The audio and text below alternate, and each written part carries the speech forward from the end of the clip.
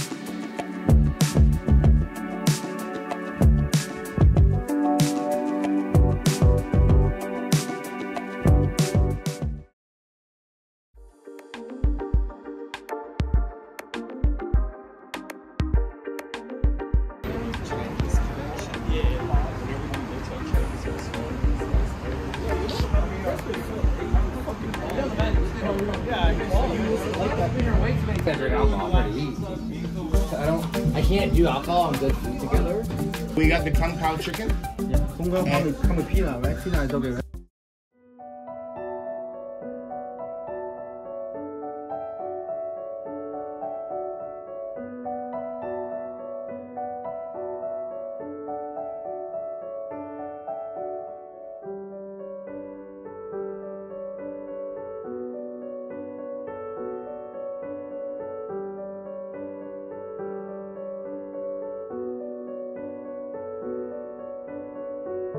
Bon, j'ai pas pris l'appareil, j'ai juste pris la GoPro, donc bah, je vois que je suis pas la seule d'ailleurs. Un autre mec avec une GoPro. Parce que je voulais pas mettre l'appareil sous la neige, mais je voulais quand même vous emmener. Ça y est, on a enfin de la neige, et enfin de la neige qui reste. Parce que franchement, là, pour toute la saison, pour l'instant, on n'a pas eu grand chose. Et voilà, on en a enfin, j'étais obligée de vous la montrer.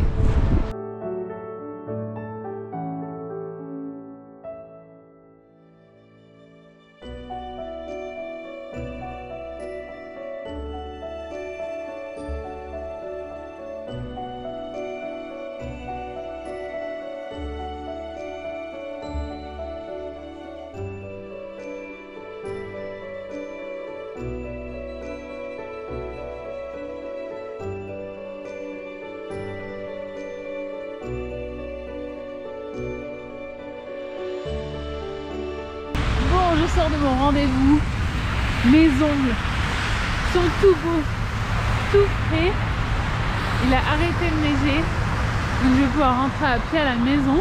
J'ai un petit stop à faire sur la route et puis je serai de nouveau au chaud.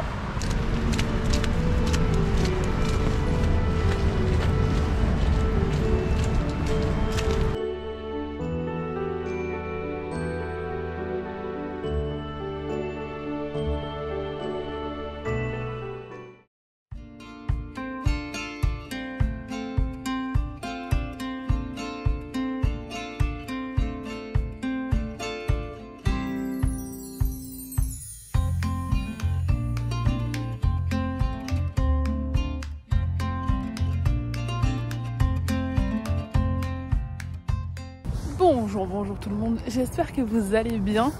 On est samedi matin, donc j'ai fait mon petit stop au Saint-Laurence Market pour mes œufs pour la semaine. Du coup c'est vraiment moins cher quand même, parce que 5,75 les œufs de ferme, donc élevés en plein air, les gros, par rapport à l'équivalent, je crois même pour les petits, le jour c'était genre 6,50 ou 6,60 dans notre magasin. Donc bon plan.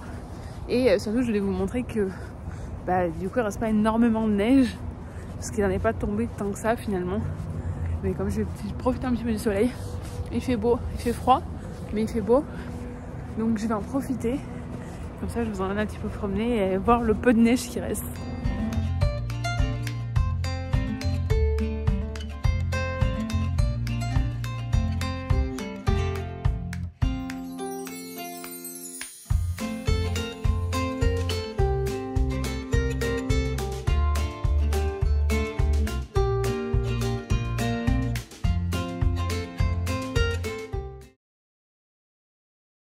Bon, on est quelques heures plus tard et surtout on est au chaud parce que dehors, ouais, on était sur du moins 6 ressenti, moins 13, donc ça pique un petit peu. Honnêtement, au soleil ça va, mais là ça s'est quand même bien couvert. Je devais aller promener cet après-midi, mais finalement ma copine m'a demandé de reprogrammer. Donc au final, je vais rester à la maison tranquille. J'avoue que des fois, je culpabilise un peu de ne pas sortir et de ne pas profiter d'être dehors. Mais en fait, comme je disais l'autre jour à des gens qui venaient d'arriver il n'y a pas longtemps, c'est qu'en fait, je sais que l'extérieur sera toujours là. Enfin, je pense que maintenant que je sais que je vais rester, j'ai plus, comme au début, l'urgence de tout voir, de tout faire. Et aussi le fait que voilà, je suis bien installée chez moi, je me sens bien chez moi. Le fait qu'on a emménagé ensemble l'année dernière, parce que je baladais sûrement plus l'hiver quand on n'habitait pas ensemble, parce que c'était l'occasion de se voir. Mais là, j'avoue, je suis bien chez moi en fait. Je suis bien chez moi. Ce week-end, c'est un long week-end. Lundi, c'est donc le 19 février, c'est Family Day. C'est un jour férié qui est entre Noël et Pâques. Et c'est un jour en fait, pour que les gens passent du temps avec leur famille. Bon, moi, je bosse demain avec l'agence et on bosse même les jours fériés. Donc, je bosse. Ça, je crois que je ne vous l'ai pas dit, mais en fait, les jours fériés, on bosse quand même. C'est en réduit, mais on a quand même besoin de faire une petite. Permanence, voilà. Et donc j'ai 2 heures lundi matin où je travaille. Et là j'étais en train de m'occuper de la vidéo qui sort de la semaine prochaine. Donc là pour vous on est mercredi. Donc la vidéo qui sera sortie dimanche, c'est 21 conseils sur YouTube. C'est hyper intéressant, enfin moi je trouve. J'aime bien regarder ce type de contenu, même si d'ailleurs vous n'êtes pas sur YouTube, je pense que ça peut vous apprendre des choses et mieux comprendre comment ça se passe de l'autre côté. Et celle de dimanche, il faut juste que je finisse la miniature. C'est sur donc celle que vous allez voir vous dans 3 jours, 4 jours. Mercredi, on est mercredi, donc jeudi, vendredi, samedi, dimanche.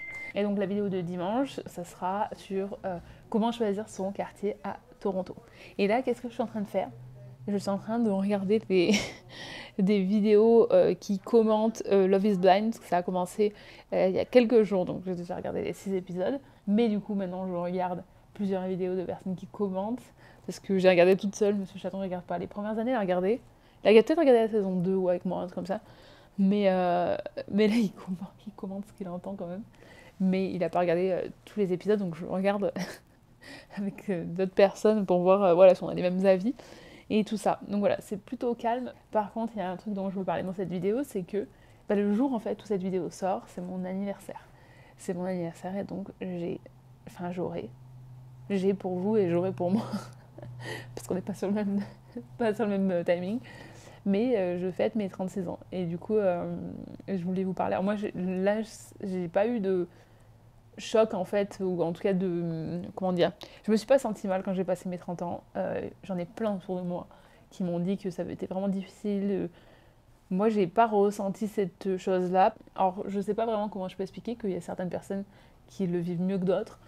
Mais moi je me disais que à 30 ans j'avais réalisé un de mes rêves, c'était de vivre à l'étranger, que j'étais dans une bonne position, que j'étais contente avec ce que j'avais construit autour de moi. Donc j'étais pas triste, j'étais pas nostalgique. Après je vous ai déjà dit, je suis pas quelqu'un de très nostalgique. Et là, du coup je passe la moitié de la trentaine officiellement.